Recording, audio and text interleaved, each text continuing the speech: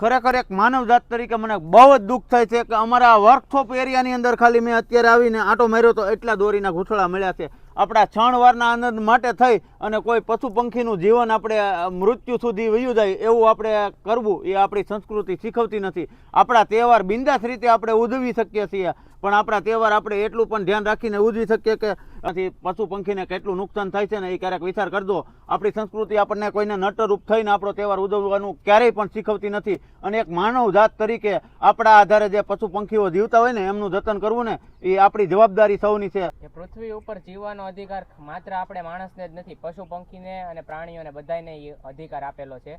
તો પશુ પંખી બિચારા આપણી ઉપર નિર્ભર થયેલા હોય છે, તો પછી આપણે એનું પણ ધ્યાન રાખવું જોઈએ.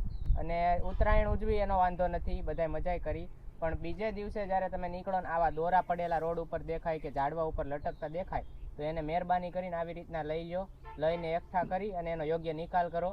મહેરબાની કરીને કાળા કલરનો દોરો છે ને તમે બને ત્યાં સુધી ક્યારેય પણ ઉપયોગ નહીં કરશો, કારણ કે કાળા કલરનો દોરો હું જ્યાં પણ ગોતતો હતો ને બીજા દોરા, ત્યાં મને પગમાં અટવાઈ જતો હતો ને ત્યાં સુધી મને નહોતી ખબર પડતી જે બોલી નથી શકતા, જે મૂંગા પ્રાણીઓ છે એને કેટલું નુકસાન કરતું હોય છે. તો એક બસ બે હાથ જોડીને વિનંતી છે કે તહેવાર ઉજવો, પણ આપણી મર્યાદામાં રહીને આપણી સંસ્કૃતિ કોઈને નુકસાન કરવા નથી શીખવતી. જય માતાજી, જય દ્વારકા.